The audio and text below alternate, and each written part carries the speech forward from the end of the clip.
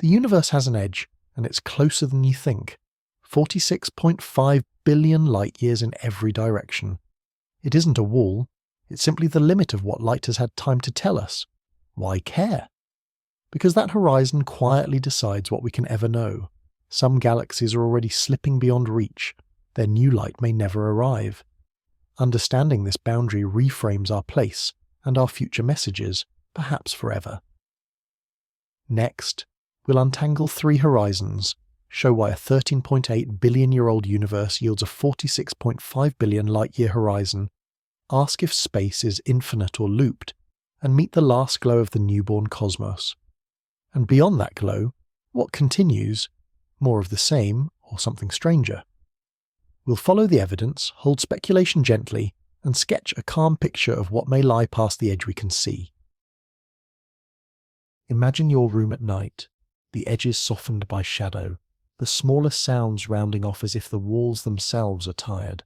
Outside, the city or the quiet country moves more slowly. Windows hold faint reflections. Somewhere not far away, a streetlight hums like a sleepy star. Beyond the roof, the sky opens, and past the sky, the big dark. Not empty, not harsh, more like a vast ocean before dawn. Out there, every star is a lantern, and every lantern throws a story across the water. We collect those stories as they arrive, one by one, line by line. And the farthest story that has reached us so far draws a gentle circle around our world. Astronomers call that circle the observable universe. Not the universe itself, which might extend far beyond, but the bubble of everything that has had time to send us light, or neutrinos, or the faint tug of gravity since the beginning. It is a shoreline of knowledge. We stand with our feet in the surf, listening. The word edge can sound sharp, final, like a cliff. But here, the edge is more like horizon fog. If you could drift outward through the galaxies, you wouldn't bump your shoulder on a cosmic wall. There is no fence, no painted stripe. The horizon is simply where messages from beyond have not yet arrived, and in some cases may never arrive at all. Consider a single photon, the smallest sip of light, created long ago in the warm afterglow of the early universe. It sets off across expanding space, patient as a pilgrim, crossing gulfs that widen while it travels. Space itself stretches, like dough rising in a quiet kitchen. Galaxies are the raisins carried apart, not because they're moving through the dough, but because the dough between them grows. No hinges, no explosion pushing debris into emptiness, just fabric widening everywhere at once. And so a curious thing happens.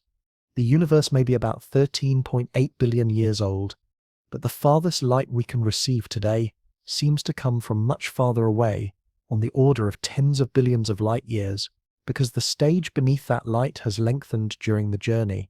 If this feels counterintuitive, that's all right. Imagine walking a path as the Earth itself gently rolls under your feet. Distances do what distances do in a world that isn't rigid. In the sky tonight, the farthest visible story is a hush of microwaves, an ancient glow stretched thin by expansion. It's not the color our eyes can see. It's a warmth the size of the universe, cool to near night's chill by time. Astronomers call it the cosmic microwave background, and it is the earliest light that space allowed to travel freely. Before that, the cosmos was a fog of charged particles and light tangled together, a bright but private era where photons could not roam far. Only when the universe expanded and cooled enough did light slip loose and begin its long voyage to us. So when we say edge, we are really pointing to this layered idea, the farthest signals that can have reached us by now. The distances at which the expansion's flow outruns our ability to exchange new messages, and the practical limits of our instruments. 3 kinds of shoreline overlapping like gentle waves. Feel how that lands. A world with edges that are not endings, only thresholds of knowing. Perhaps it takes a little pressure off. You don't have to see everything to belong to it. Outside, a breeze touches the trees. The leaves barely answer. Somewhere a plane writes a line across the sky you'll never read, and yet you understand it. The night continues. To live inside an observable universe is to be a listener. We listen to the colors of galaxies, shifted toward the warm end of the spectrum by the stretching of space, what astronomers call redshift. We listen to the patterns frozen into that ancient afterglow, faint ripples that suggest where matter would later gather to become stars and planets and us. We listen to gravity, which bends the path of light like glass in a cathedral window, letting us glimpse what hides behind nearer clusters. Even when we don't see, we can infer. Even when we cannot touch, we can learn by the way things lean. Perhaps you picture a lighthouse now, somewhere on a quiet coast. The beam turns, patient, and the far snow of spray glows for a second and softens back into night. The light doesn't reach every stone.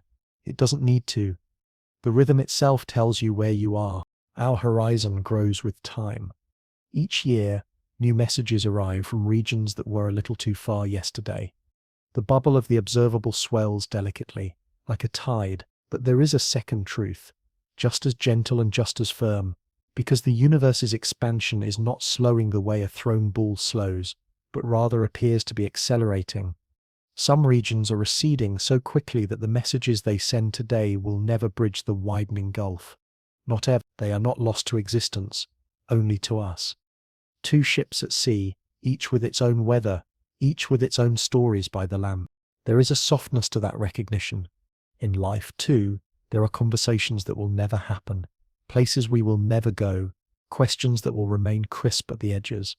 Still, we can rest in what has reached us, in the richness close at hand, the nearest stars, the narrow river of our Milky Way, the planets that shine like small coins at dawn, enough to fill a lifetime of wonder.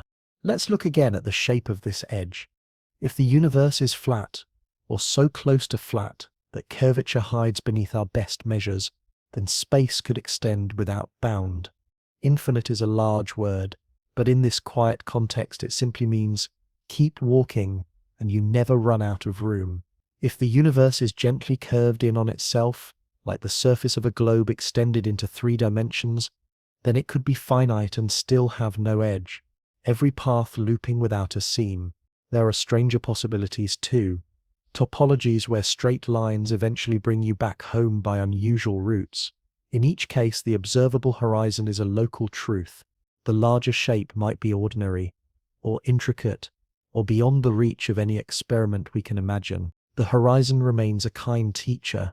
It says this is what you can hold today.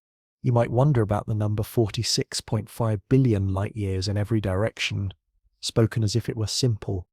It is a stitched measure, the distance now to the place then, where the earliest light we see today began, accounting for the stretch that happened along the way. Cosmologists choose careful definitions, and even then they decorate the answers with uncertainty bars, tiny flags that say, "Be gentle, the universe rewards patience."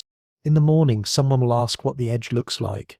You can say it looks like the oldest light we can receive, a soft, almost uniform wash with tiny, meaningful mottlings. You can say it looks like galaxies dimming with distance, their spectra sliding warm as space lengthens their waves. You can say it looks like nothing at all because you can't fly there. Wherever you go, your own horizon centers on you. The way every person standing in fog sees themselves at the middle of a small private world. And if they ask what lies beyond, you can offer this. Probably more universe, more structure and space, more places where stars rise and fade, more quiet rivers of dark matter guiding the luminous. Perhaps there are regions with different initial conditions, or stories that never resemble ours. Perhaps the rules are the same, but the verses change. All of this is held lightly, because humility suits the night. For now, feel how your own horizon has a texture too. The edge of the bed, the last thought before sleep, the boundary between what you can solve tonight and what can rest until morning. Edges, everywhere, are invitations to soften. Soon we'll follow the earliest light to the moment space turned transparent, and ask how a universe only 13.8 billion years old paints a horizon over 3 times farther than that age would suggest. We'll meet 3 horizons with 3 different meanings. The distance where expansions flow matches light's sprint, the bubble of all the messages that have arrived so far, and the subtler boundary beyond which new messages will never come. Each one is a different kind of can, a different tense of possibility. But not yet. Let the lighthouse turn once more. Let the beam sweep the quiet water and fade. Somewhere a photon that left its birthplace when no stars had formed is still on the way, faithful as breath, threading the widening fabric. And one soft night, long from now, it may reach a telescope and add a drop to our circle of light. For the moment, the night is enough. Let's slip a little closer to the heart of the puzzle. How an age of about 13.8 billion years can coexist with a horizon more than 3 times farther than that age would seem to allow. Time, here, is not a yardstick laid along a rigid hallway. Space has been breathing, slowly, then more quickly, as light has crossed it. If a photon left a distant region long ago and headed our way, the distance between there and here did not sit still while it travelled. The stage stretched beneath its feet. By the time that small messenger finally arrives, the place it started from has been carried far outward by the same widening that everything shares. So today, when we speak of how far away that region is now, we find a number that feels larger than the simple age times speed of light picture. The difference isn't a trick, it's the poetry of a changing stage. You might picture walking across a field at dawn while a gentle fog lifts and the land itself seems to unroll ahead of you. New grasses revealing themselves with each step. Your pace hasn't changed, yet the destination recedes a little as the world opens. The photon's experience is something like this.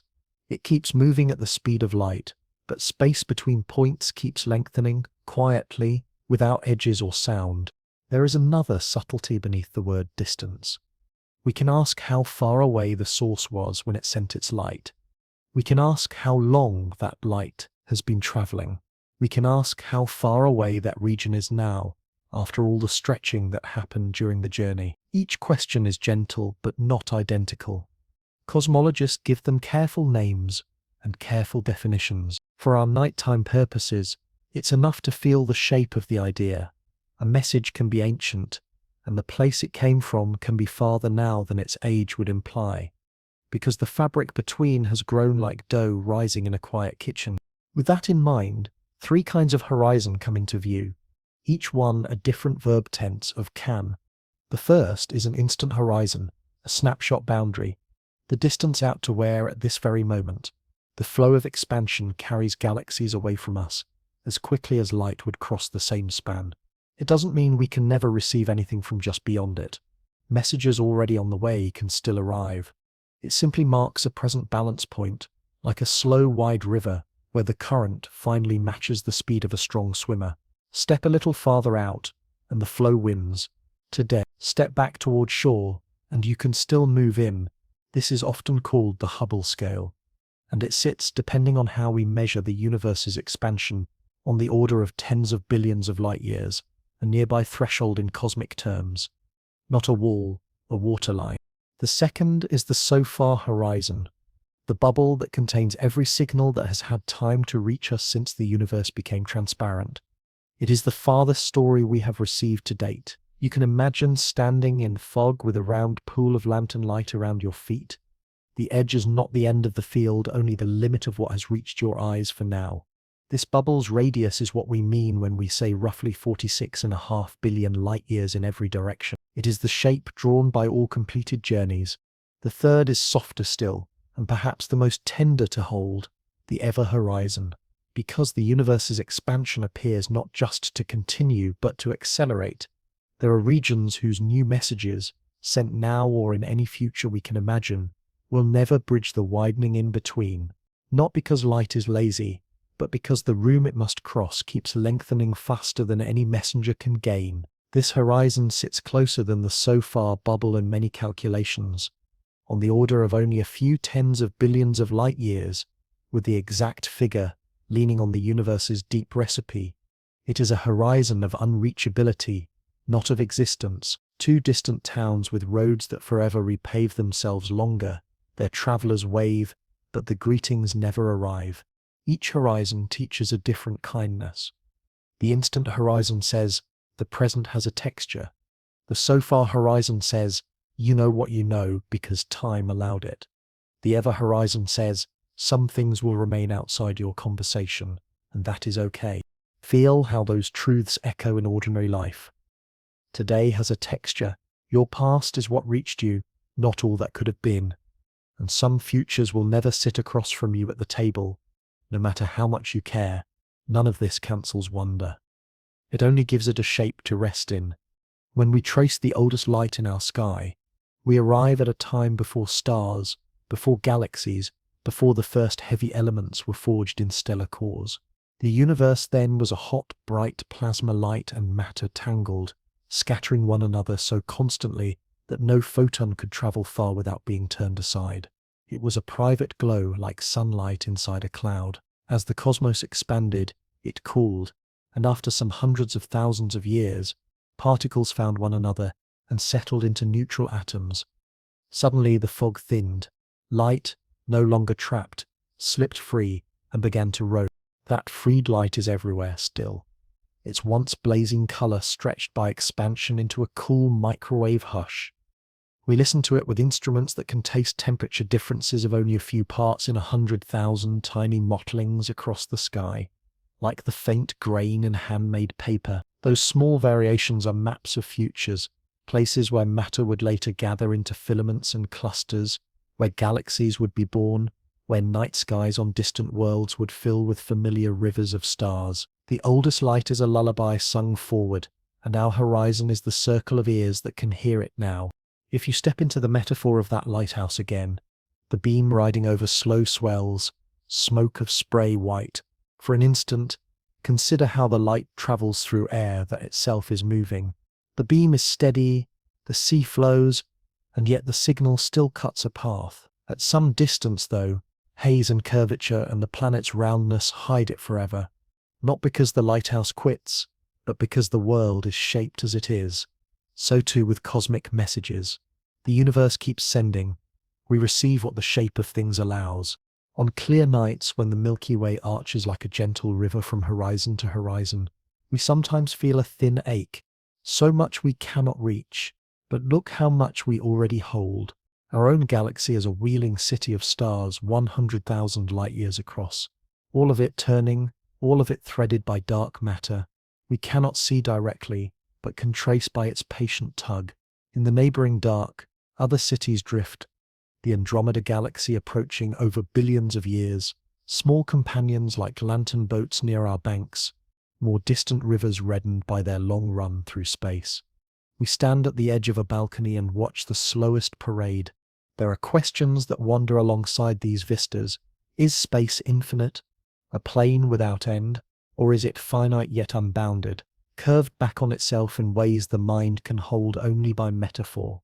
Like the surface of a sphere extended into a dimension we do not walk, there are even imaginings of space with hidden identifications, where traveling straight long enough returns you to your starting point from a surprising direction, the way a song returns to its first chord by a side door. In such worlds, you could see echoes of the same distant object in different patches of sky, light completing long loops. We have looked for these signatures, twins and mosaics in the oldest glow, and so far the sky answers with a great, gentle sameness. If there are loops, they may be larger than the bubble we can test. If space is infinite, that infinity begins calmly right where you are. You can let that settle, the way quiet settles after rain. If the universe has no edge in the way of a cliff, then the edge we speak of is our circle of knowing, and circles can expand, slowly, patiently. Tomorrow's horizon of so far will be a little larger than today's. Photons already en route will find us, one by one, as surely as the next tide feels for the same curve of shore. But not all circles widen into everything. The ever-horizon remains. Some galaxies, easy to see tonight, are already crossing a line we cannot feel, entering a future where their fresh messages never find us. We can still watch them as they were, their older light mid-journey, but their newer stories are for no telescope we can build. This sounds sad until you remember the universe is old, and patience is its native tempo. We have enough for several lifetimes of wonder within our reachable skies, and we are part of the same wide fabric as those unreachable shores. Their stars rise and fade to their own rhythms. Their oceans, if they have oceans, answer their moons. We belong to them in the sense that everything belongs to the same breath of space-time. If you tilt your attention back to the numbers, you'll notice an almost lullaby logic. The instant horizon sits near the distance where expansions drift and lights sprint, just balance. A kind of present-tense hush. The so far horizon sits farther out, drawn by the oldest finished journeys. The ever horizon sits closer in, a quiet limit on futures. 3 concentric feelings, not 3 fences. If you find the arithmetic slippery, let it be. Curiosity does not require a perfect grip to be real. Sleep, like comprehension, often arrives when we stop insisting. Perhaps, before we wander further, you imagine a simple thought experiment. You are floating free between galaxies.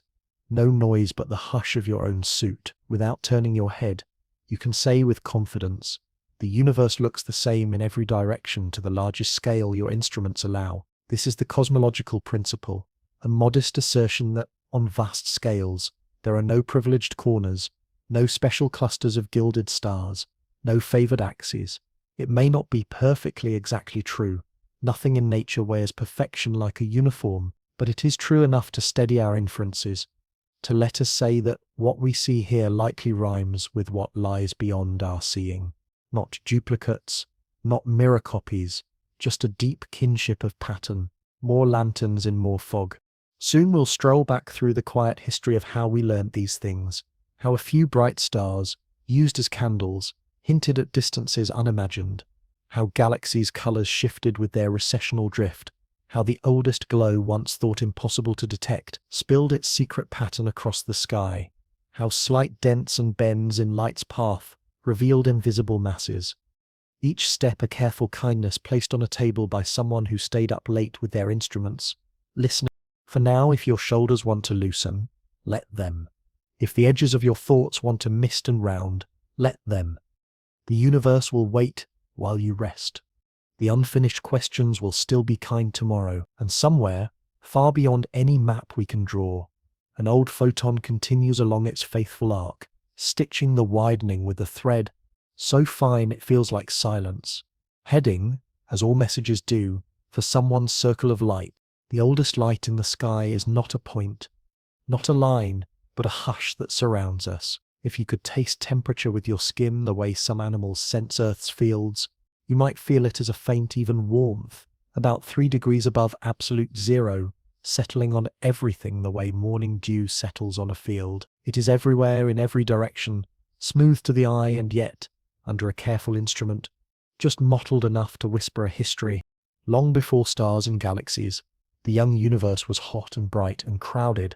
Light and matter jostled like neighbors in a small cafe at lunch, bumping and scattering so often that no photon could travel far without being turned aside.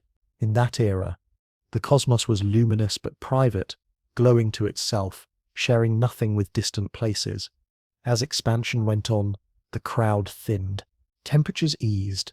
Protons and electrons, once kept apart by the heat, met and settled into neutral atoms. With that quiet pairing, the universe became transparent, as if a fog had lifted. Photons that had been trapped in the crowd slipped free and began to roam. Those wanderers have been crossing the widening ever since, their color stretched by the growth of space, until they now arrive as microwaves, a gentle afterglow of the first time the universe let light go. This is the cosmic microwave background, the last glow we can see, not last as in final, last as in earliest. It is the oldest light that space permits to reach us, set loose when the universe was only a few 100,000 years old, an infancy by any measure, and still arriving, still patient, still carrying tiny fingerprints of that time. When you hear background, you might think of static, the kind that hides a signal. Here the background is the signal. Measured across the whole sky, its temperature is almost the same wherever you look, a calm ocean with ripples only a few parts in 100,000. Those ripples matter. They are the seeds, the first hints of unevenness, in a world that otherwise would have stayed featureless. Where the glow is a hair warmer, matter was slightly denser. Where it is cooler, slightly thinner. Over billions of years, gravity leaned into those differences, encouraging some regions to gather, to collapse, to light. Galaxies are the late bloom of those early puckers in the fabric.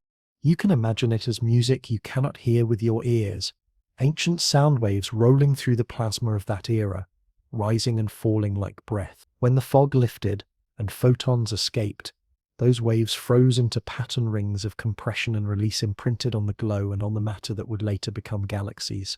Even today, deep surveys of galaxies can find a faint preference for certain spacings, like the memory of a drum still quivering. The sky carries its own lullaby forward. We did not always know this. For a long time, the afterglow was a prediction on paper, a calm consequence of equations that perhaps might never be measured. Then instruments became quiet enough and patient enough to hear what the sky was offering. Balloons and ground telescopes first hinted, then satellites listened with greater care, each generation refining the map. At first a broad portrait, yes, there is a glow, and it is nearly uniform. Then a finer one, with temperature differences of tens of microkelvins resolved into a speckled tapestry. The older maps looked like watercolor, the newer ones like careful pointillism. Each dot, each wobble, another small lantern on the base. If you could hold one of those maps in your lap tonight, you'd see a sky painted in gentle oranges and blues, each patch only slightly different from its neighbor. The exact arrangement is random in the way clouds are random, a particular roll of the cosmic dice, but the statistics of it tell us about the recipe of the universe, how much ordinary matter it carries, how much invisible mass that neither glows nor absorbs, but curves space with its presence, and how much of a stranger ingredient, the one that seems to push expansion to accelerate. The afterglow is both a picture and a ledger. It lets us read the story of what the world is made of, not perfectly, but with enough clarity to be humbled. Softly woven into that tapestry is polarization, a faint preference in the direction the light quivers, born from the way those ancient waves scattered off electrons. Just as the fog was thinning, it is delicate, like the nap on a piece of velvet, brushed in one direction, and it carries extra hints about the early universe's motions. Some of that pattern is swirled by gravity later on, as light threads past clusters and superclusters, its path bent by mass the way a river bends around stones. From those swirls we can infer how structure grew in the dark, adding still more notes to the score. There are whispers even older than light. Neutrinos, ghostly particles that rarely interact, should have had their own lust-scattering moment earlier still, slipping free before photons did, and gravitational waves, ripples in the very shape of space-time, might have crossed the young universe long before any other messenger could travel.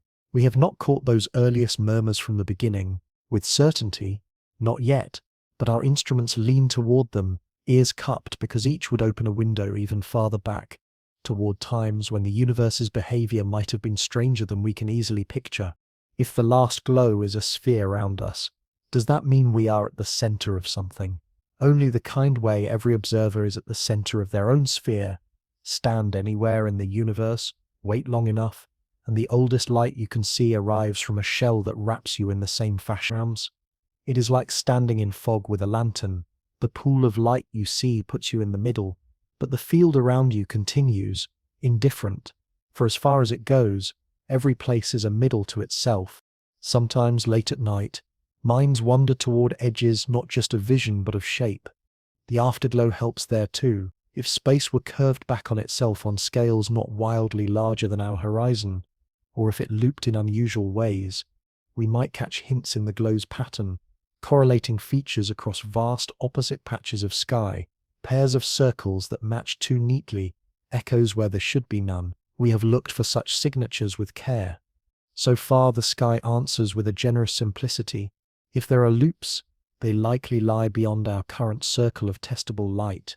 If there is curvature, it is gentle, so gentle that to our instruments, space appears very nearly flat. The room could be infinite, or so large and softly curved that the difference is only philosophical within our reach. The horizon remains a teacher of modesty. There is a tenderness in how the last glow meets our curiosity. It offers a great deal, but never everything. From its ripples, we infer the universe's age and its pace of expansion. Today and long ago, we sketch a timeline, the first neutral atoms forming in the cooling dark, the slow gatherings of matter becoming the cosmic web, the lights of the first stars pricking a night that had never known starlight, their ultraviolet radiance reionizing the fog once more, making the cosmos transparent again in a new way. Galaxies building and colliding, black holes settling into the centers of spirals and ellipticals, like steady drumbeats. All this from a hush of microwaves, measured with care. And then, after the science, the simple fact of it. Every time you heat leftovers, part of what warms them is the same kind of radiation that fills the universe from that first transparent moment. The microwave oven in a small kitchen and the microwave background in the sky obey the same quiet rules. The grand and the ordinary rhyme. Somehow this makes the night feel friendlier, closer, as if the very warmth from the beginning leans into our homes, unchanged in its nature, changed only in scale. Perhaps, as the hour leans forward, you wonder what lies behind that glow, earlier than the earliest light. Before becomes a careful word here. The story we have is reliable back to that last scattering time. In some respects it remains strong much earlier when light and matter still danced together, and the universe's recipe set the tone for what would come.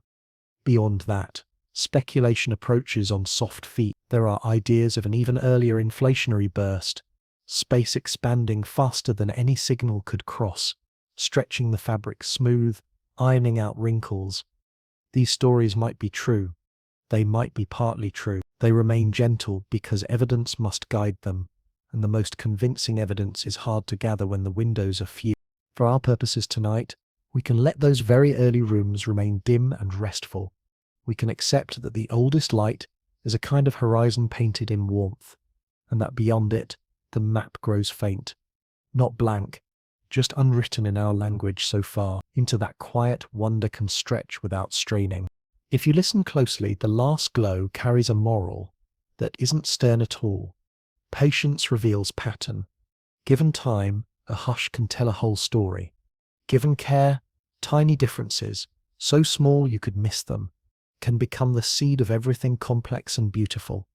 The sky is not shouting, it is whispering, and the whispers are enough. The lighthouse returns, beam turning, reaching out across the black water. For a moment the mist is visible, then it is only air again, empty to the eye, full to the chest. You could stand there all night and not see a single wall, only distances, only light travelling, only the roundness of your knowing, growing, slowly, with each arrival. Next we'll consider the shapes that a universe without edges might take. How space could be flat and unbounded, or curved and still edgeless, or folded back on itself in ways that invite long, surprising journeys. And after that, the gentlest question of all, if the horizon of sight is not the end, what might continue beyond it, and how can we live at peace with a world that always has more room than we can see? Not all edges are alike. Some whisper about the present, some about the past so far, and some speak, almost reluctantly, about futures that will never arrive. If we hold them gently, these three horizons sit together like nested shells, not fences, not walls, just different kinds of can. Begin with the present tense edge, the one drawn by expansion today. Imagine you're standing in a slow, broad river, close to shore. You can swim against the current, without strain. Farther out, the water quickens.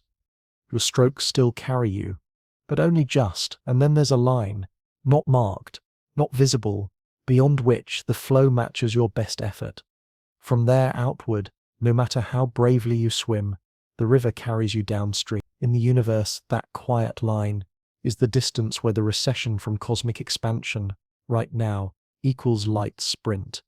Astronomers call it the Hubble scale. It is not a barrier to old messages already mid-journey. A photon that set out long ago from beyond that line can still be gliding toward us, slipping shoreward through regions the river once ran more slowly. The present line merely says, at this instant, distant galaxies ride the flow away as fast as any new messenger could chase. Then there is the so far horizon, the one we have already met, in feeling if not in name. It is the edge drawn, not by current conditions, but by time that has passed. Everything inside it has managed, since the cosmos grew transparent, to send us a signal that arrived. Everything beyond simply hasn't had time to be heard. This is the bubble people mean when they say about 46.5 billion light years in every direction.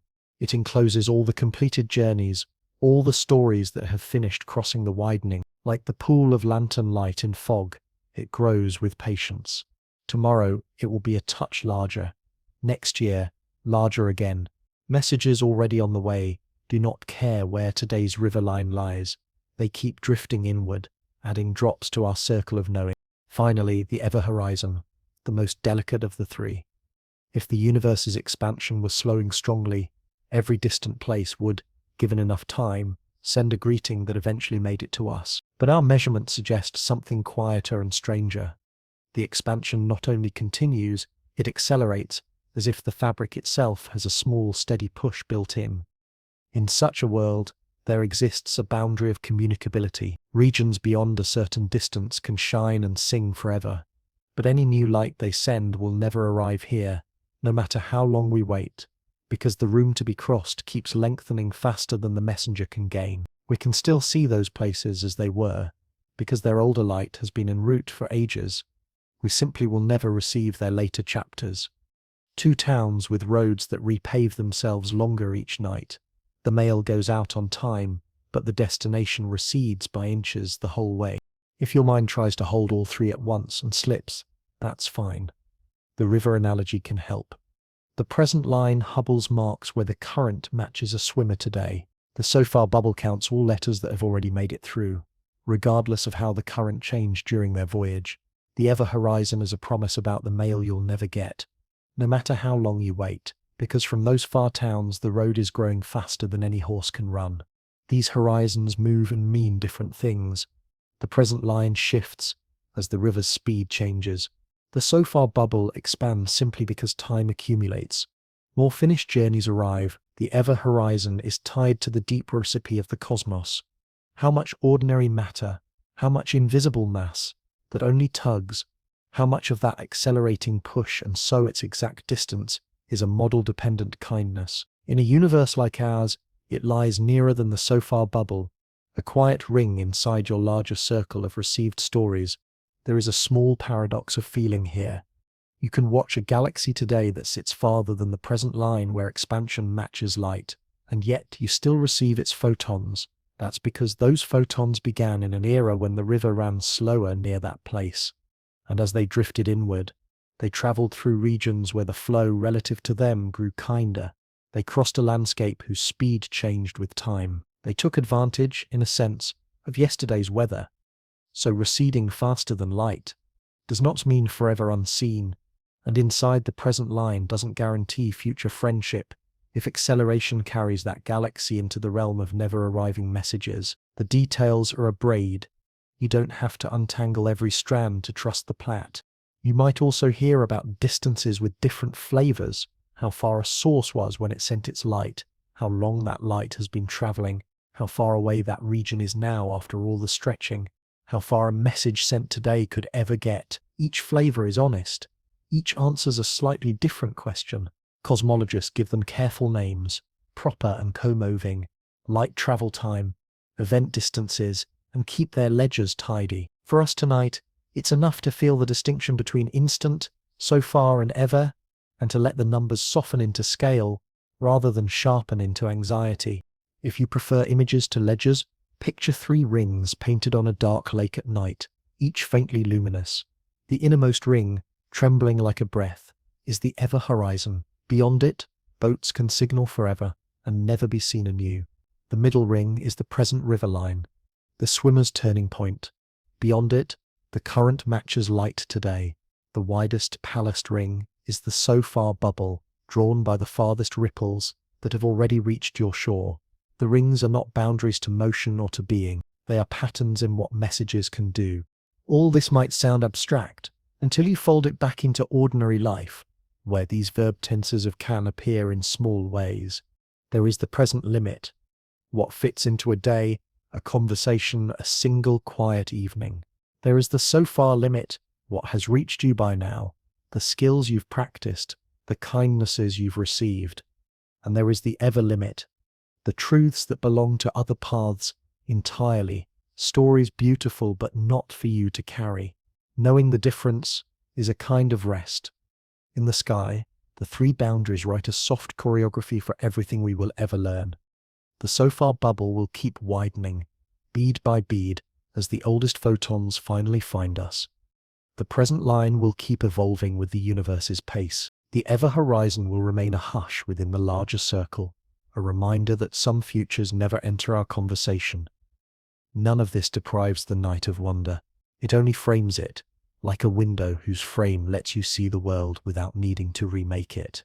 And so the question returns, what then of edges in the old cliff-like sense? If the observable has no wall, could the larger room still be edgeless and yet finite? Could space be flat and unbounded, or curved and bounded without a seam, or quietly folded in ways that would one day return a traveler to their starting point without ever turning around? Let the river fade back to a sea.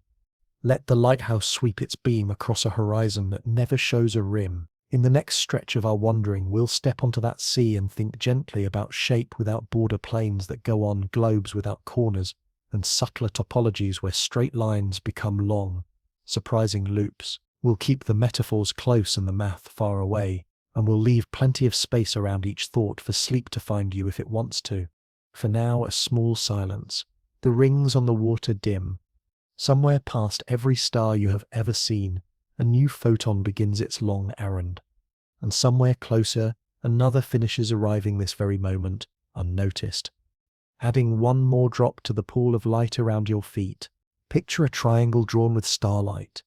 You point three narrow beams into the dark. Let them travel, then bring them together to make a shape. On a tabletop, the angles would add to a familiar sum, but the universe is not a tabletop. It is a room whose floor can ever so slightly curve. On some rooms, triangles come out a touch plumper, their angles adding to more than you expect. On others, they come out lean, the angles adding to less. The differences are small, almost shy, and yet from them we learn whether space is flat like an endless plane, curved inward like the skin of a great globe, or curved outward like a saddle that rises and falls. Flat is the simplest picture. Parallel beams remain parallel. Big triangles behave exactly like their smaller cousins. Walk straight forever, and you never circle back. There are no preferred directions, no global bends. In such a world, edge never arrives, because there isn't one to meet, just more room and more and more. In a positively curved room like the surface of a sphere extended into the space we're accustomed to, straight paths that begin apart may eventually converge. Triangles look a little generous, their angles adding up to more than the flat rulebook suggests. Walk straight long enough, and, without turning, you find yourself coming home from the other side, finite, yet with no boundary to bump against, like sailors who circumnavigate a planet and never find a cliff at the end of the sea. Negative curvature is gentler to imagine if you've ever sat astride a saddle. Straight beams slowly drift away from one another. Triangles come out a little stingy, their angle some less than the flat standard. It too can be endless. No edge, just a geometry that encourages lines to part like friends at a train station, each headed toward their own distant town. These are stories told with light and angles, quiet proofs written across enormous canvases. We don't draw literal star triangles, but the sky offers versions, how patterns in the oldest glow appear at different angular scales, how the clustering of galaxies prefers certain spacings, how beams of light from far objects are bent by the matter in between. Each clue adds a brushstroke to the map of the room we're in. So far, the strokes suggest a calm answer. To the best of our measuring, space looks very nearly flat across the scale we can examine. If there is curvature at all, it is soft. So soft that our largest cosmic triangles still behave almost as if they were drawn on a perfect plane. Almost is a kind word here. It reminds us that the universe is generous to our instruments, but not obligated to satisfy our craving for crispness. If there is a great globe or a great saddle, its radius may be far larger than our current circle of sight, so large that within our reach the floor feels level. Flatness and curvature tell us how the room is bent. Topology, an even softer idea, asks how the room is sewn. An infinite plane and a finite looped world can look locally the same, flat beneath your feet, while being globally different. The classic toy is a donut shape, the torus, though the universe would carry a three-dimensional cousin rather than a pastry. In such a sewn world, traveling straight can bring you back without edge or turn. Not because space curves inward like a sphere, but because opposite sides quietly touch in a way that only the global arrangement reveals. You could in principle see multiple images of the same distant object in different directions, like a hall of mirrors without mirrors, a galaxy's light weaving long separate loops to reach you from more than one path. We've looked for those echoes, those eerie repetitions, pairs of matching circles in the oldest glow, oddly correlated patches across the sky, mirrored structures at impossible separations. So far, the sky offers no loud confession. If the universe is sewn into loops, their patterns are probably larger than our current lantern of sight, or pieced together in ways too subtle for today's ears. The room, if looped, is a cathedral whose repeating arches are so vast that we stand beneath a single bay, unable to glimpse the next. There is a danger in the balloon analogy. Ants on a surface with dots moving apart. As the surface inflates, but used gently, it helps the ants feel no edge. No ant sits at the center. The surface itself expands. Dots do not need to scurry. If the surface were a sphere, an ant walking straight would return without ever turning. If the surface were a torus, the ant would also return, but by a route that felt topologically different. No global inward bend, just an identification of edges. Our own space could be flat and infinite, or flat and stitched, or gently curved and vast. The balloon's outside is only a picture to help our embedded minds. Space need not sit in anything to exist. How would such shapes change our days? In ordinary life, not at all. Your coffee would still cool. Gravity would still pin the moon's tide to the ocean's skin.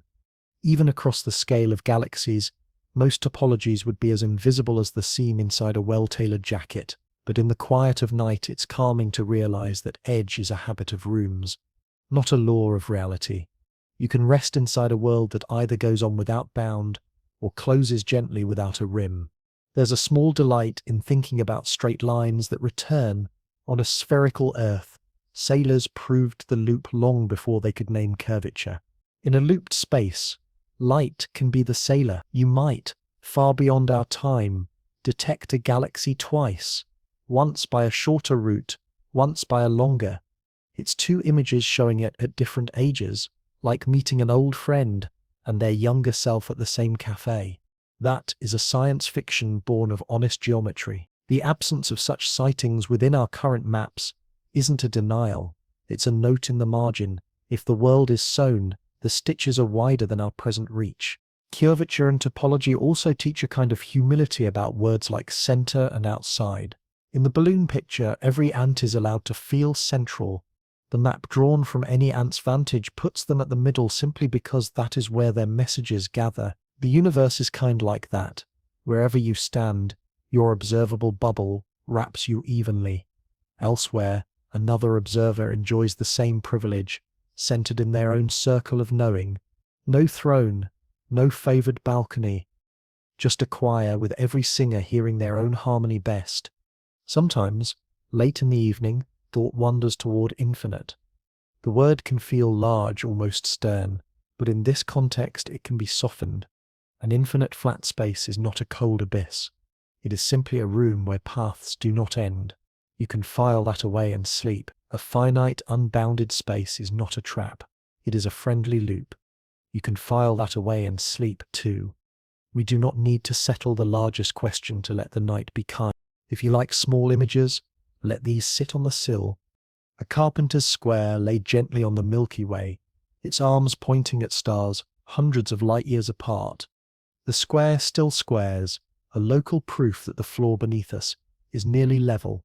A sailor at dawn noting that the horizon curves no matter where she looks, sensing a round world without ever seeing its entirety, finite, borderless, requiring no fence. A child in a maze of mirrored glass, laughing to see themselves in a dozen directions at once. The topology of a torus would do something like that with galaxies, if its loops were short enough. The maze we live in if there is one, has halls so long we have yet to meet ourselves. The science underneath these pictures arrives carefully. We measure the oldest light's mottling and ask what triangle it prefers.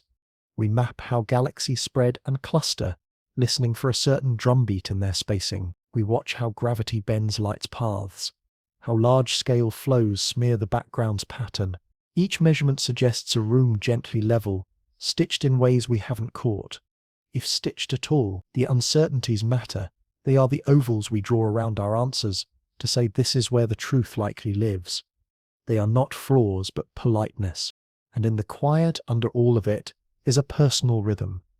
Your world has shapes, without edges too. A day's attention is finite and unbounded. You can circle within it without ever hitting a wall. Your affections return by routes you didn't expect. Straight lines in the heart often curve, and the return does not mean you've failed to move.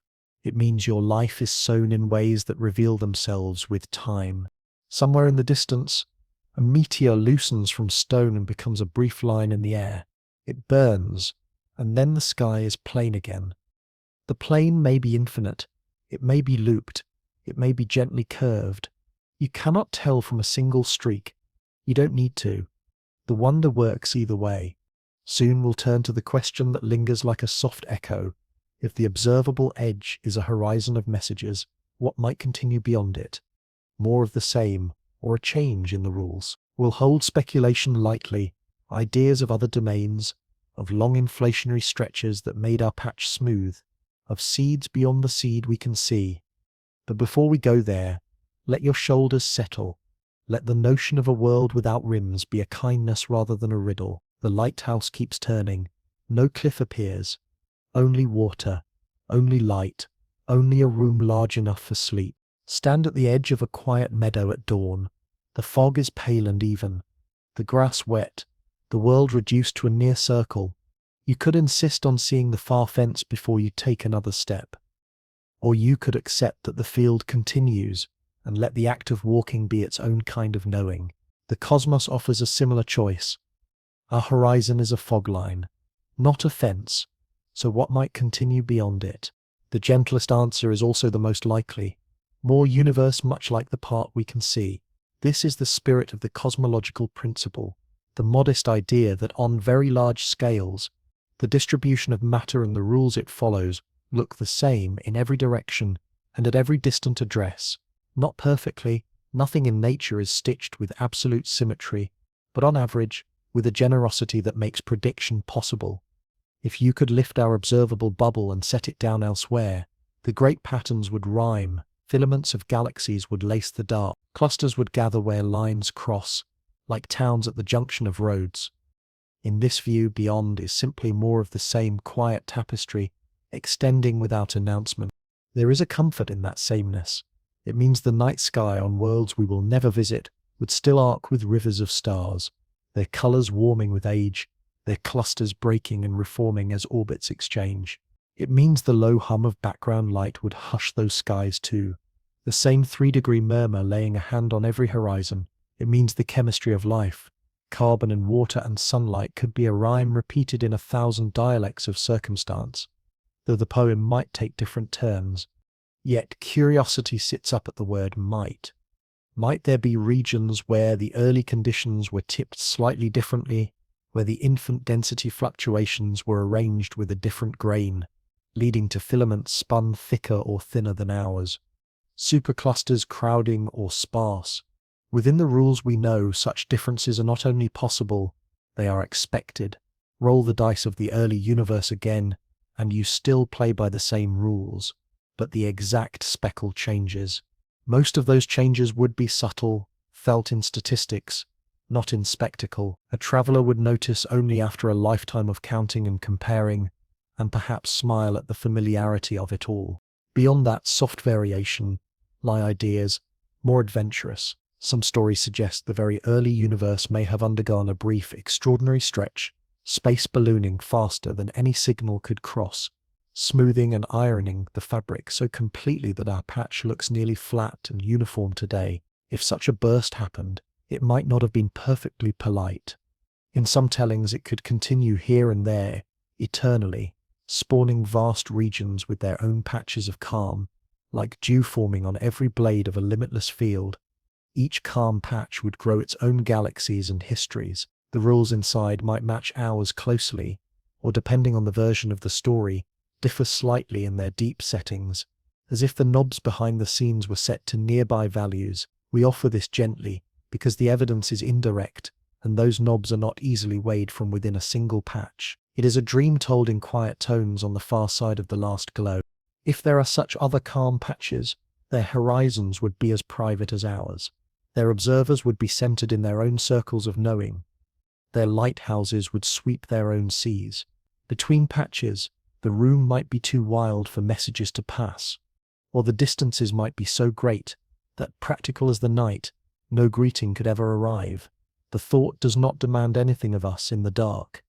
It asks only that we allow for a world wider than our map. Closer to home, just beyond our particular fog line, there could be structures already in motion whose light has not yet reached us.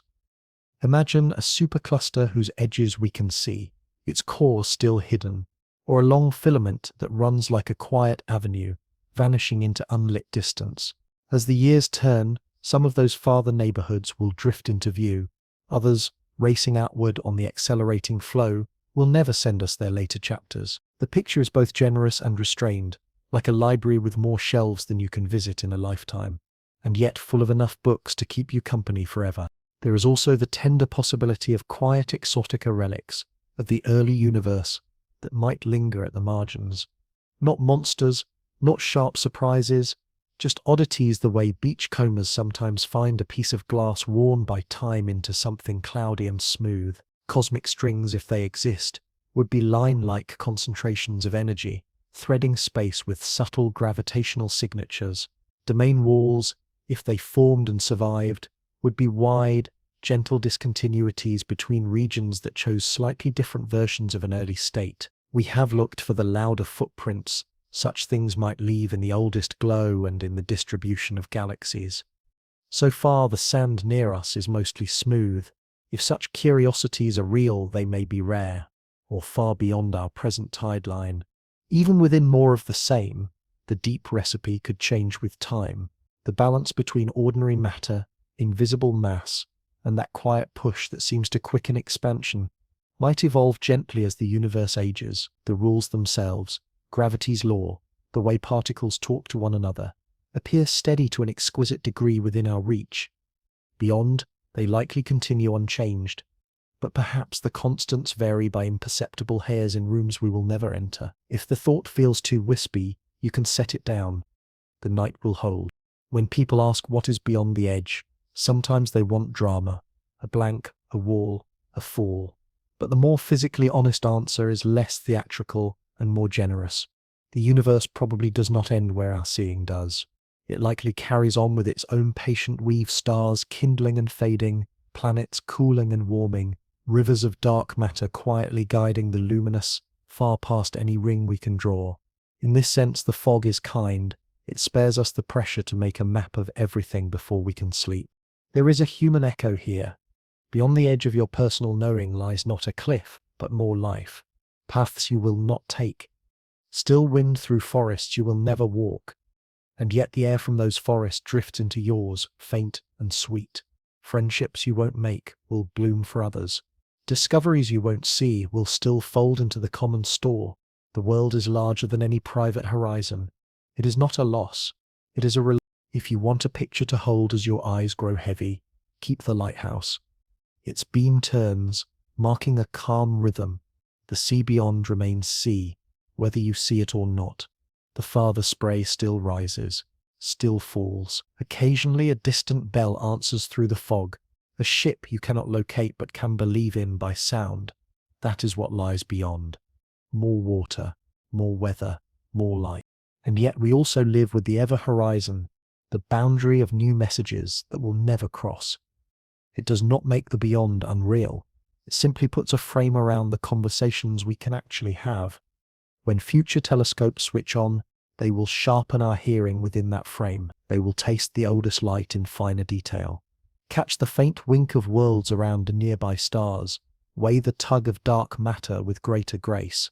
Our circle will grow. The frame will hold. Somewhere past our current fog line, a galaxy is arranging itself, gas cooling into arms, young stars blowing bubbles in their nebular cradles, old stars settling into the orangish quiet that comes with age. Its light has not yet left on a path that will meet us. It does not need our seeing to be complete. We are complete without its seeing too. The universe is full whether or not we read every page. If in the future we find firmer evidence for those early stretching tales, or hints of stitching that loop space back on itself, we will fold them into our lullaby. The melody won't change much. It will still be about patience and scale and the steadiness of laws gentle enough to let complexity emerge and tender enough to be learned by minds that tire at the end of the day. For now, let beyond be a soft word. Let it mean more room than we can name. Let it carry no urgency, no cliff. The horizon will shift a little by morning, as it always does. The lighthouse will continue to turn. The fog will thin and thicken by its own logic. Somewhere a new photon sets out, somewhere else another arrives. Between those two somewheres there is a universe, quiet, generous, and without edges that need to be feared.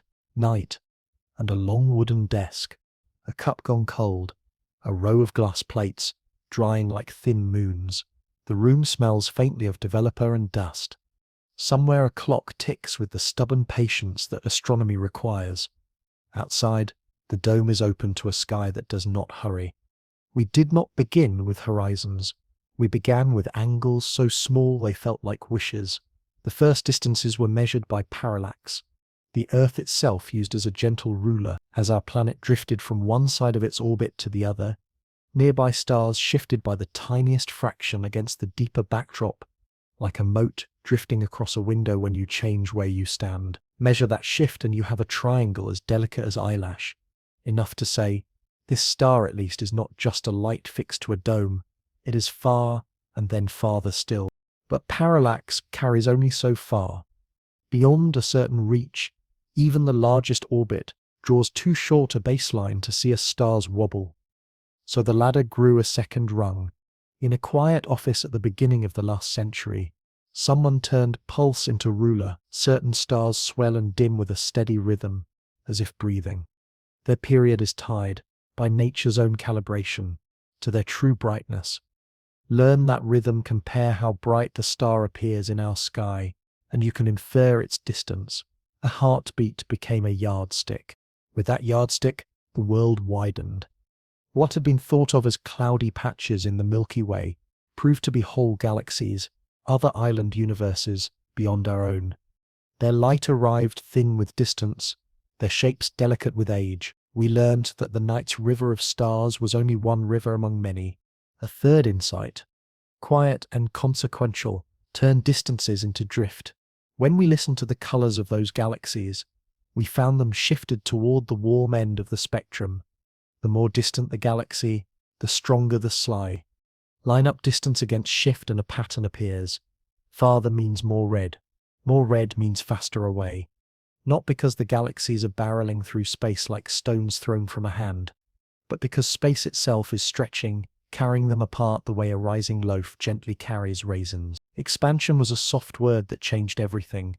A universe that grows, invites horizons, because messages must cross a room that does not keep still. From there the ladder continued, carefully, step by step. We refined parallax with sharper measurements. We improved the calibration of those pulsing stars. We found other ways to weigh distance, how a spiral galaxy's rotation hints at its intrinsic brightness, how a certain kind of supernova, catastrophic, yet strangely consistent, can be used as a candle whose true wattage we can standardize with care. Each method had its uncertainties, its weather. We stitched them together into a fabric sturdy enough to climb without tearing. While the ladder was being built, the sky offered a second gift. A whisper of warmth everywhere at once, the afterglow from the first transparent moment. It had been dreamed of in equations before it was noticed as a hiss that would not go away. At first it appeared as a calm and nearly uniform hush, a temperature barely above absolute zero. Later, more patient instruments revealed that the hush was not perfectly even. It was speckled by differences so small they felt like a secret tiny ripples that carried the memory of ancient sound waves, the first stirrings of the structures that would one day light the night. We mapped that hush as one might map a coastline in fog, returning with better charts each time. Early portraits looked like gentle watercolors. Newer ones became pointillist, precise to tens of microkelvins. From those mottlings we read the universe's recipe and outline. How much ordinary matter, how much invisible mass that reveals itself only by its tug, how much of a quiet pressure that seems to quicken expansion. The afterglow did not end our questions. It taught us how to ask them with better manners. Across the same years, we traced patterns in how galaxies gather. On the largest scales, their clustering carries the faint memory of those early sound waves. A preferred spacing like a drumbeat you feel more than hear. That spacing, preserved across time, acts as a kind of ruler set by the very young universe. By comparing how large it appears at different distances, we can infer how the room has stretched. Rulers within rulers, all of them soft, all of them honest. Then came a discovery that, while careful, felt like a changed season. When we used those standard candle supernovae to chart how expansion has behaved across billions of years, we found not a cosmos slowing under its own gravity, but one whose stretching is, in a quiet way, speeding up. The future, it seemed, would hold an ever-horizon, regions from which new messages could never arrive, because the room to be crossed grows too quickly. The idea did not slam a door, it simply drew a curtain around some conversations, forever, and asked us to make our peace with partial but abundant knowing. Along the way, what looked like mere bookkeeping error bars on a plot, uncertainties listed like footnotes, became a kind of philosophy. We learned to live with ranges and confidences, to hold answers with fingertips rather than fists. Where different methods disagreed, we listened harder. Disagreement did not shame the sky. It honed our instruments and our patience. Even today, some measures of the universe's current pace do not quite align, a gentler echo of our earlier puzzles. The tension is not an argument to lose sleep over. It is a lullaby reminding us that refinement is a form of care. From parallax to pulsation, from redshift to afterglow, from clustering to candles that explode with uncanny regularity, the ladder has not been a single invention, but a choir of methods, each singing in its own register. Together they gave us horizons with names and meanings, limits we could feel without fear. They taught us that edge is a relationship between messages and time, not a cliff in the dark. If you step out of the observatory and close the dome behind you, the air outside smells of grass and cold metal. The world is ordinary again. A distant dog barks. A moth insists on a porch light. You can set the glass plates down, wash the developer from your hands, and walk home under a sky full of things that now feel both farther and more intimate. The measurements did not make the night bigger. They simply taught us how to hear it. There's a human echo in the ladder's logic. We build our own distances the same way, triangulating truth from small shifts in perspective, using steady rhythms as guides, calibrating the brightness of our moments by what we've learned. They usually mean sometimes we misjudge, sometimes we correct. The error bars narrow. The shape of a life becomes clearer, not by discovering a wall, but by listening to many small voices until a path emerges. If you prefer a single picture to carry, keep this one. A table near a window, a notebook, a pencil worn to a comfortable length, a page filled with numbers, each with a companion uncertainty, each a vote rather than a verdict. Outside, the lighthouse turns. The beam rides the water, not to conquer distance, but to share what it can. This is how we learned our limits, by turning the beam, by letting old messages arrive, by allowing the circle of our knowing to widen one ripple at a time. In the next stretch of our wandering, we'll consider the other side of this circle, the messages we cannot receive, not because we refuse them, but because the world's shape quietly prevents their arrival. We'll meet the ever-horizon again, not as a threat, but as a truth with its own soft instruction to attend to what does reach us, and to let the rest drift without sorrow. For now, you can close the notebook.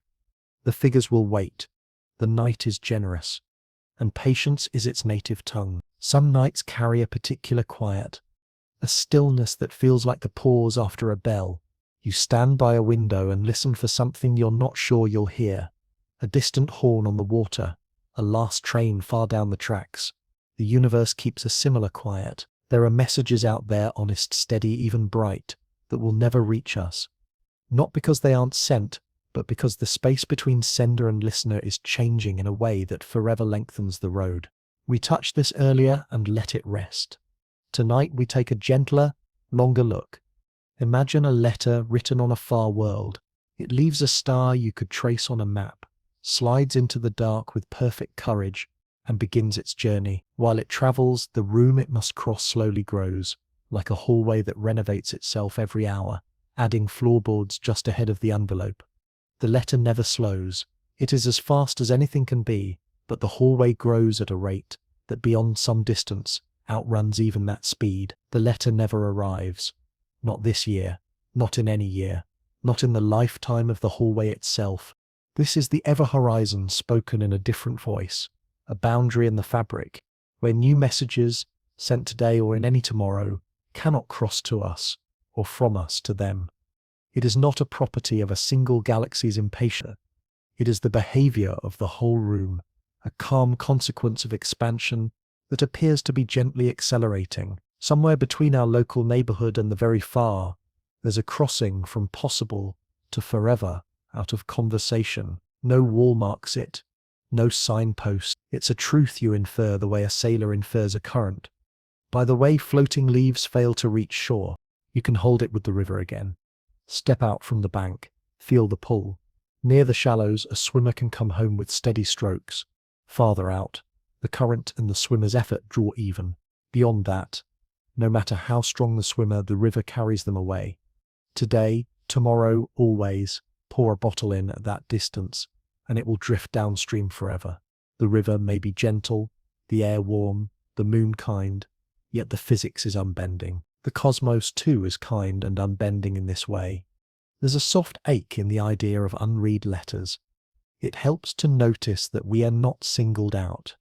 Every observer, anywhere, owns such a limit. Each is centered in their own bubble of conversation, and beyond a certain span, their greetings cannot land either. The horizon isn't a private misfortune. It's a feature of the room we share. What does this mean for the sky we know? Some galaxies we see tonight, faint smudges at the edge of our deepest images, are already beyond that communicable line. We can watch them as they were, because their older light has been in flight for a very long time, threading inward through epochs, when the river ran more slowly. Those photons will continue to arrive, finishing journeys they began under different conditions, but no new wave, launched now from those distant shores, will add its voice to what we hear. Their later chapters will remain local to them, our later chapters will remain local to us. If you ask what becomes of the stories we do receive from afar, think of color receding into warmth. As the room enlarges, every light's wave is stretched. Its color slides toward longer, redder wavelengths. Farther sources redden more. In a future far beyond any human calendar, much of the universe's chorus will shift so far that ordinary eyes, even ordinary telescopes, will not hear it. The sky won't grow silent, but its most distant notes will deepen into registers our current instruments never learned to play. The oldest afterglow will continue to cool into whispers at impossibly long wavelengths, a lullaby slipping down the stave. On nearer timescales, something else happens, quiet and domestic. Our local family of galaxies, the Milky Way, Andromeda, and smaller companions, are bound tightly enough by gravity to ignore the river's general flow. Their mutual pull is stronger than the drift of the stream right here. Over long ages, that family will merge into a single great city of stars, an island of light afloat on darker waters. Beyond that island, the larger sea will carry other cities away beyond any hope of exchange. The future sky, as imagined by patient minds, holds fewer neighbors and a deeper sense of home. This sounds lonely until you look more closely. Loneliness is not compelled by physics. It is a mood. The future island would contain uncountable suns, a generosity of worlds, histories that could fill whole libraries. The loss isn't emptiness. It's merely the closing of long-distance routes. The local maps remain rich. the night remains ample. Consider signals we might send. If we address a bottle to a shore beyond the ever horizon, no cleverness can make it arrive. We can aim telescopes with more grace. We can polish mirrors until they gleam like still ponds. We can encode messages in light as subtle as poetry beyond the boundary. All of it is self-addressed. Light, neutrinos, gravitational waves, all travel at or near the same ultimate limit set by the fabric. None can outrun a hallway that lengthens faster than they can cross it. This is not a failure of imagination. It's one of the few places the universe speaks in absolute terms. It keeps many doors ajar. Here it closes one gently and leaves a note to tend to what is near. There is more than enough. There's a different kind of unread message too, one that does arrive but is altered beyond recognition by the road. A photon leaves a quasar clean and sharp, then threads past clusters and filaments, its path bent by their mass. By the time it reaches us, its direction and energy carry scars of the route, like a postcard stamped and smudged by 100 machines. We learn to read the smudges, to reconstruct the journey. But if the road itself is lengthening faster than the traveller's pace, even the best postcard never clears the last gate. No smudge to interpret, no arrival to welcome. The ever horizon is sometimes confused with the place where distant galaxies appear to recede faster than light. That place is an instant balance, a present tense line that does not forbid old messages already underway. The ever horizon is about futures, what new greetings can ever make it through. Keeping those two ideas distinct is like knowing the difference between weather and climate in your bones. One describes the sky today, the other the sky's long habit. Both shape your walk, but in different keys. If the thought feels heavy, step outside with it and let the air thin it. The night you can actually see is generous. Its winter planets still climb the same paths. Its summer constellations still rise from the same low hills. The rememberable part of the sky, the part we name and tell to children, lives far within any boundary. Our personal horizons are small and bright. The unread letters belong to distances so large that the mind can only visit by metaphor. There are human analogies that help without pressing too hard. A life includes conversations that never happen, friendships that remain potential, roads that would have been beautiful if walked. None of that subtracts from the roads you do tread, the letters you do open, the people who sit across from you in actual light. The lesson of the ever horizon is not renunciation, it's focus, the peaceful kind. Be fully present for the messages that can arrive. Make your circle of exchange a warm one. Let the rest be part of a wider beauty that does not need your witness. When we plan our instruments, we plan with this horizon in mind. We build ears that are exquisitely sensitive to the notes that still carry. We set them on mountaintops, and in deserts, and in the shielded quiet of space, where the earth's own warmth and chatter cannot drown a faint, ancient chord. We cool detectors to near the bottom of temperature, so that their own atoms barely mumble. We learn to subtract the foreground, the dust of our galaxy, the radio murmur of our own machines, to hear the nearly silent.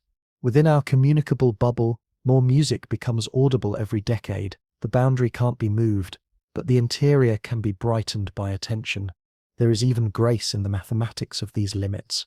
When you write down the simplest description of an accelerating cosmos, the future takes on a soft horizon, the way a calm sea takes on a line. As time goes on, distances beyond a certain measure become not just impractical to connect, but formally unconnectable. The equations don't threaten, they inform. They say, there will be a permanent edge to your knowing. You may push it outward a little by listening longer, by building better ears. But some edges endure. If you sit with that long enough, it becomes oddly comforting. An endless world with no edges at all might demand endless attention. A vigilance no mind can sustain. A world with gentle, honest limits invites rest. You can set down the infinite to-do list, because the list itself is bounded by what can, in principle, arrive. Even the cosmos seems to say sleep is allowed, some future night, unimaginably distant. Astronomers in our merged island of stars will look outward and see a sky with fewer signposts, no clear river of galaxies stretching away, fewer standard candles in the far. They will reconstruct the wider history the way we reconstruct our earliest minutes, by inference, by the fossils of pattern, by the dimmest remaining whispers. They will be correct to a degree that humbles us. But their work will also be an act of faith in the same direction as ours, a belief that the rules are steady, that the part can speak for the whole, that unread letters exist even if a particular post cannot deliver.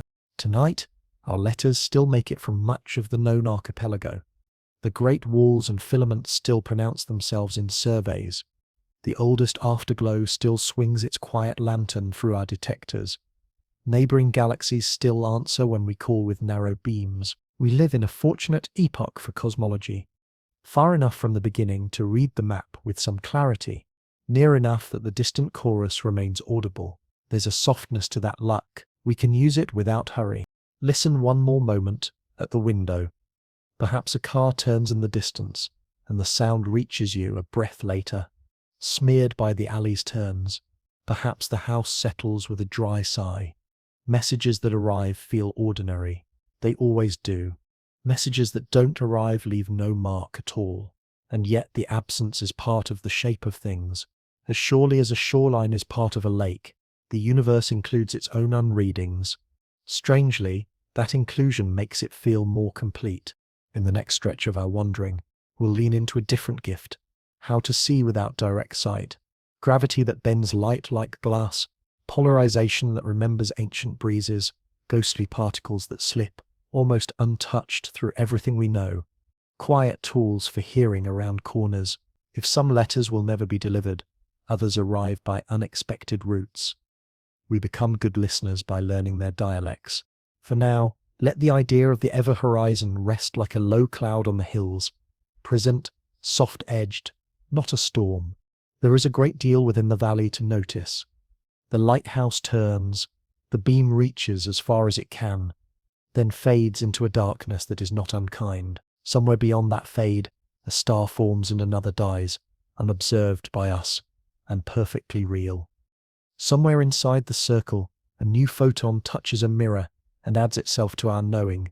Between those two somewheres we find the right size for wonder and the right weight for sleep. There are nights when you watch the world without looking straight at it.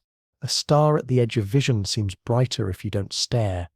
A room's mood is clearest when you stand in the doorway. The universe rewards this sideways attention. Much of what we know about it comes from listening for bends, echoes, and faint fingerprints rather than bright faces. We see without seeing, and the picture that emerges is tender and vast. Begin with the way graffiti handles light. Imagine a pane of old glass in a cathedral window. The glass is slightly wavy. Lines beyond it bend and curve, not broken, just redirected. Space itself can act like that pane where matter gathers.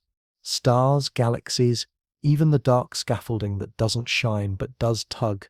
The shape of space tilts a little.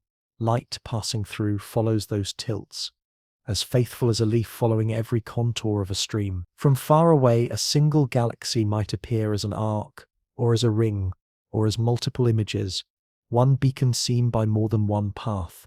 We call this gravitational lensing, but the name matters less than the kindness of the effect. It lets us infer the invisible by the way the visible leans. Sometimes the bending is bold.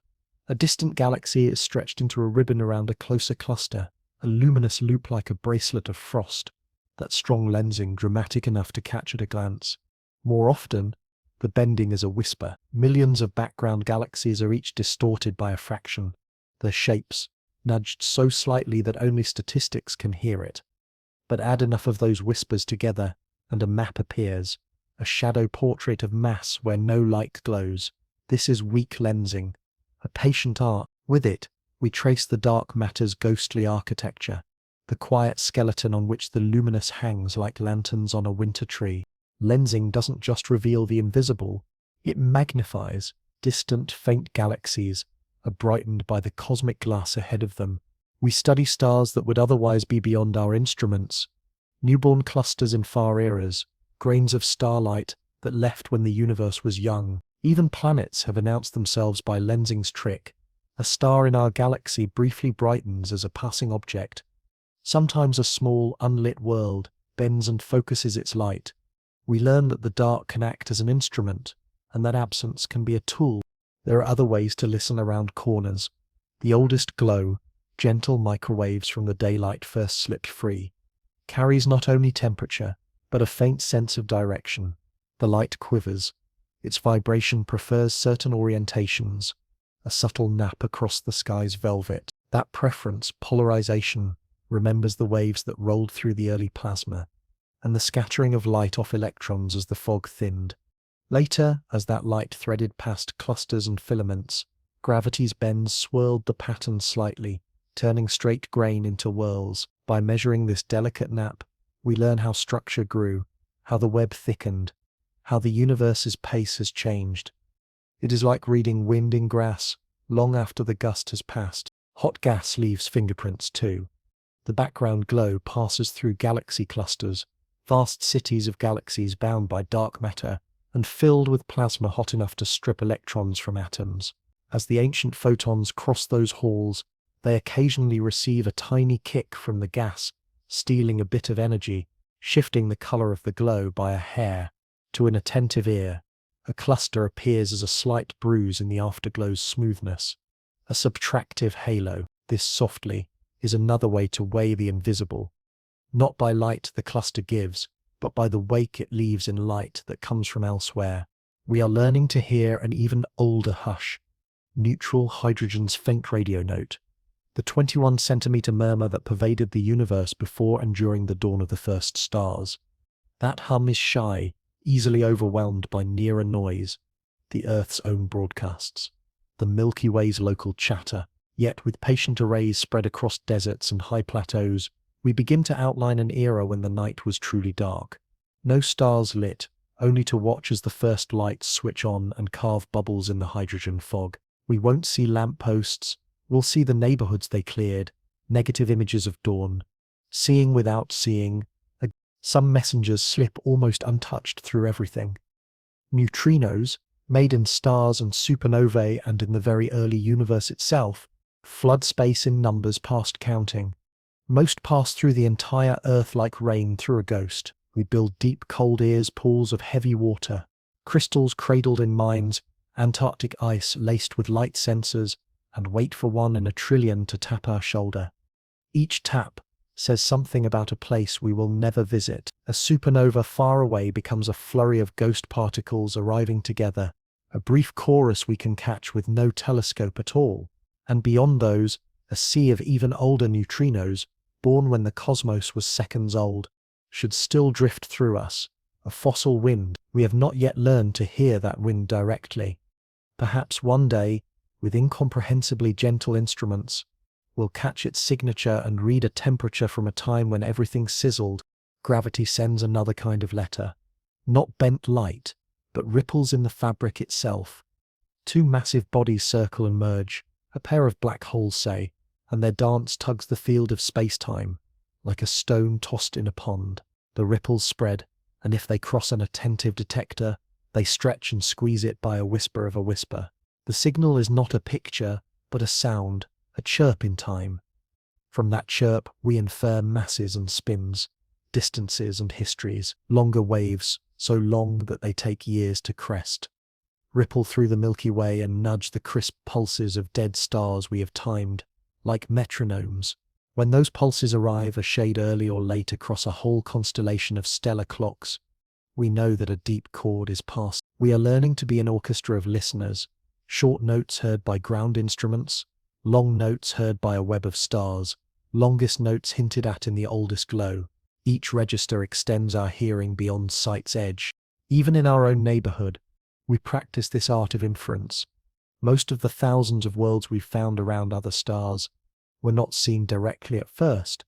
We felt their tugs in the starlight, periodic wobbles, as small as the width of a hair measured from hundreds of trillions of miles away. We watched the star's brightness dip by 1% or 1/10% as a planet crossed its face, the universe's most delicate blink. Later, with bolder instruments and careful subtraction of the star's glare, we began to see the planets themselves as dots, to taste their atmospheres in the starlight shining through at sunset and sunrise on those far worlds. But we started with shyness, with wobbles, dips, and shadows. We learn to be content with silhouettes before asking for portraits.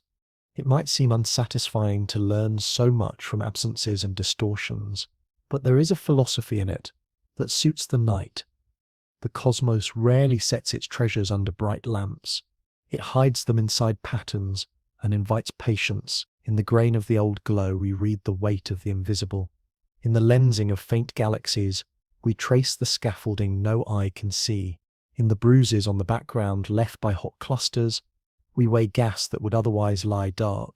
In a chirp or a delayed tick, we hear collisions that light cannot describe honestly.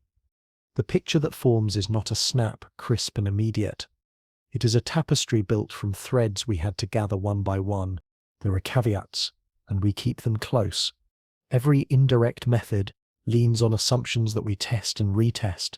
Are we sure the dust in our own galaxy isn't painting extra texture onto the oldest glow? Are we sure the lensing we measure is not biased by the way we select galaxies to include in our maps? Is the standard candle truly standard once you account for environment and age? The questions are not accusations, they are rituals. They keep our inferences honest. They keep wonder grounded. If you like small, homely images, here are a few to carry. A child watching wind on a lake by studying how sunlight skitters across the ripples, never seeing the air itself, only its work on the water. A beekeeper listening just outside a hive, knowing from the pitch and thickness of the hum whether the colony is content, whether nectar is flowing, whether a queen is present, hearing the inside from the outside. A traveller standing beneath a bell tower at noon, eyes closed, counting the echoes to learn the size of the square. Cosmology is full of these sideways senses. We learn amplitude from echo, density from bend, temperature from color stretched thin, history from pattern preserved. The universe seems to prefer that we earn our knowledge gently. Sometimes the sideways route is the only route. Dark matter does not shine or absorb. It simply exists and tugs. Without lensing and rotation curves and clustering to betray it, we would never have guessed at the great scaffolding that holds galaxies in their swirls. Dark energy, if we keep that simple name, does not form clumps or leave fingerprints on mirrors. We infer its presence from the way the expansion's tempo changes with time, even time's earliest fractions. Those first minutes when light and matter were in a hot braid are known through fossils. The precise proportions of light elements forged in that fire, the pattern of waves frozen into the afterglow. We live by fossils and echoes, and it is enough. There's a personal echo here. Much of what we understand about people we love arrives indirectly. Tone timing, a silence that lasts half a beat too long, a brightness at the edge of a word. Direct statements matter. The unspoken matters too. We become good listeners by attending to both. Seeing without seeing is not a cheat. It's a deeper attentiveness to what the world offers. As you stand at your own window tonight, you can practice the same attention. You can tell if a car passes on wet pavement or dry by the sound it leaves on the air. You can tell which neighbor has returned by the rhythm of footsteps on the stairs. You don't need to look. The world announces itself in more than one language, and so does the sky. Even when clouds cover the stars, the planet's turning is legible in where the wind comes from and how the air cools. Even when light pollution hides the Milky Way, the calendar of constellations is present in the season, in the angle of dusk, in the time it takes for night insects to find their chorus. Seeing without seeing is not deprivation. It is a skill that turns dimness into information. Soon we will circle home. We will return to the room with softened edges, where this walk began, to the lighthouse that has been our faithful image, to the thought that within our horizon there is already enough to rest a lifetime's wonder. Before we do, hold for a breath the way all these sideways senses fit together. Bent light, whispered polarization, ghostly particles, ripples in the field, threads gathered from different looms. Woven, they give us a world without hard rims, a world whose edges are simply the boundaries of conversation, and even those boundaries are softened by inference. Somewhere, far beyond any telescope, a filament of dark matter winds through a region that no star has yet lit. Its presence will be felt one day, not by sight, but by the paths light takes near it, by the rhythm in a background, by a faint preference in the way galaxies tilt. Somewhere else, much nearer, A planet crosses the face of a small red star, and the star sighs dimmer by a little while. We will not see the planet tonight. We will know it is there. We will add a bead to the necklace of our quiet knowing. Let that be enough. The fog outside is the same fog that blesses horizons, softens edges, hides fences, invites longer listening. The beam turns. It catches a vein of spray and makes it briefly silver. Then the spray is only night again, and still we understand the sea. In the last stretch of our journey, we'll fold all of this gently back into the present, back into the bed and the breathing and the circle that grows by drops, and leave you with a shore you can keep even with your eyes closed. There is a room again, edges softened, a clock with a patient second hand, the smallest hush between street sounds. The window holds a thin reflection of your face, as if you're sharing the night with a quieter twin. Somewhere beyond the glass, a branch brushes the air like a paintbrush rinsed in dark water. We have walked far out through fog to the lighthouse, beyond the beam to the invisible swell, past the last glow of a baby universe, along the three gentle shorelines of can and could and never. We have traced triangles on a floor that might be level, might be curved, might even be sewn into loops so wide. We'll never find the seam. We have listened for bends and echoes, watched for hints painted onto the oldest light, measured the hush with ears cooled almost to silence. We have even made our peace with unread letters, understanding that the world doesn't shrink because we can't open them all.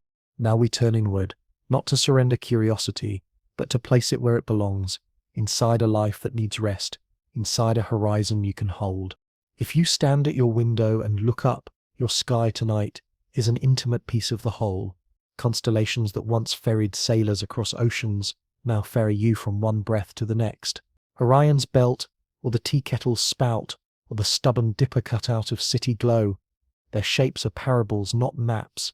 The light that reaches you has threaded a distance and a time. It has survived cold and bending in the quiet theft of colour, yet it arrives unchanged in meaning. Proof that messages do cross. Proof that closeness can be real at a scale the mind accepts. Within this horizon, your personal so far, there is enough to learn, slowly, enough to love, quietly, enough to rest, complete. Think of the three boundaries again, not as diagrams but as habits of a day. The present line, your Hubble moment, is the limit of what fits into now, the current that matches your effort.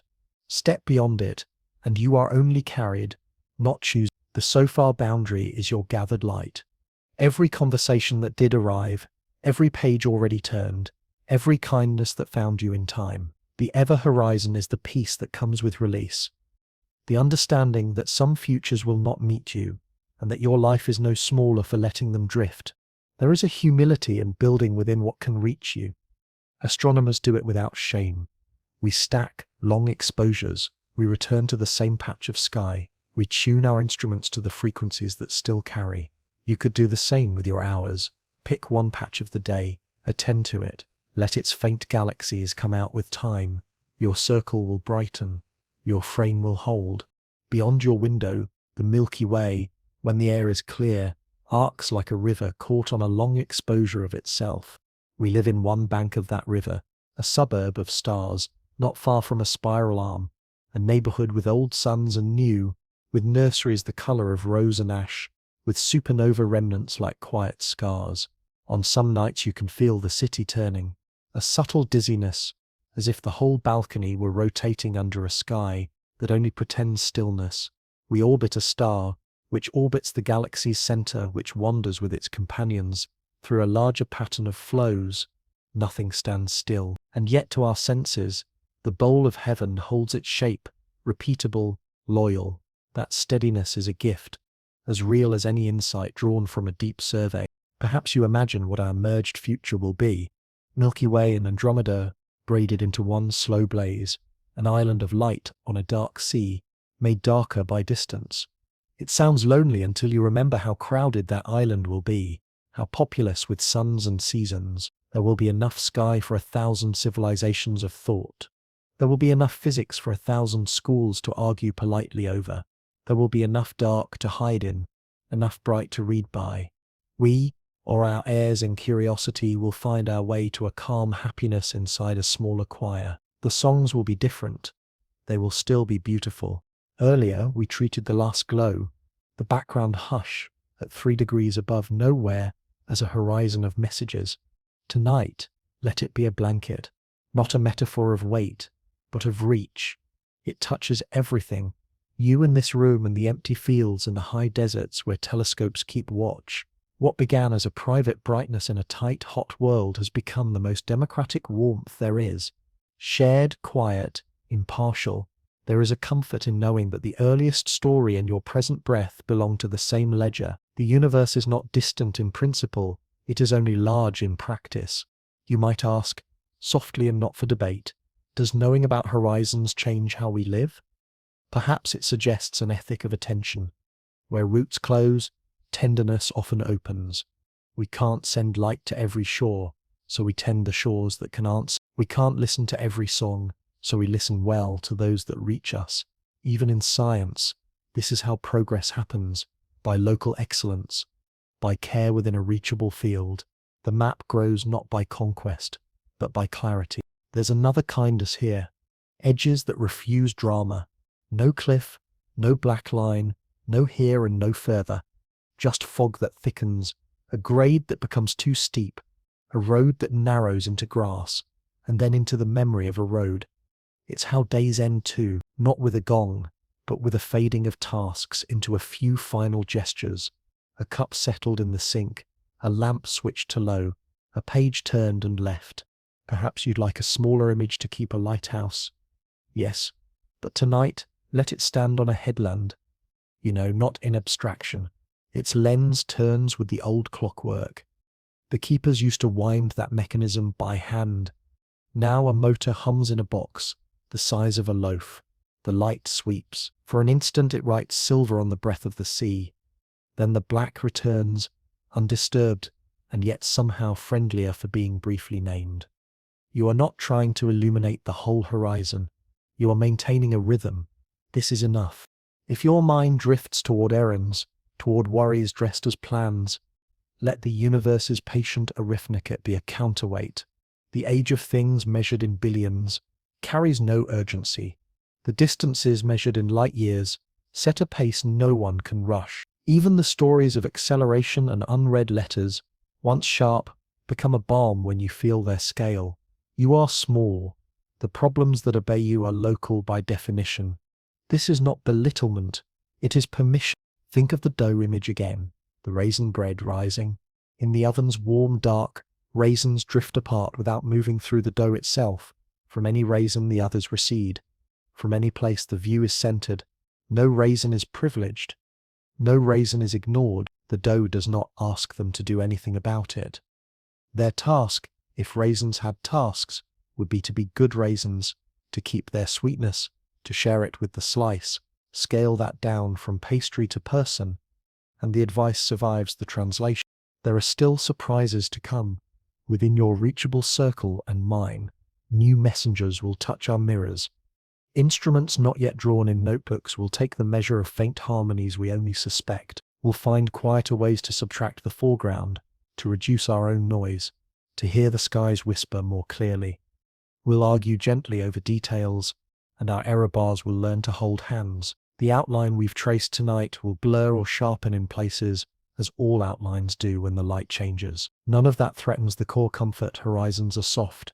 Knowledge grows by arrival, and the room edgeless or looped infinite or vast beyond caring will remain hospitable to patient minds. And on nights when the sky is hidden, you can practice a different astronomy. Count the beats between distant tires and the corners turn.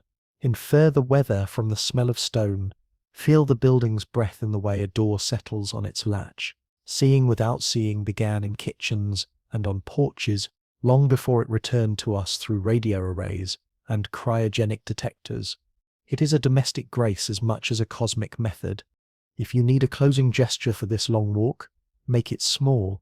A hand over the lamp's shade, a page closed without fuss, a window left a finger's width for the night to speak through.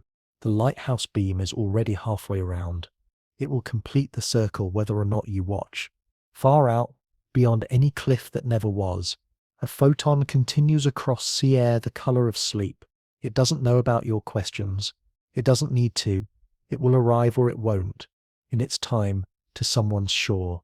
Meanwhile, each breath folds and unfolds like a tide on the body's own coast. Meanwhile, the room keeps what lies beyond the edge. More room, and inside the edge, let the word enough be your last clear star tonight.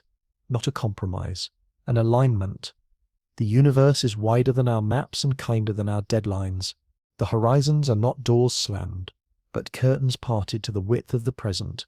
When morning comes, they'll open a little more, for now the beam turns. The fog softens. The field extends whether your eyes are open or closed.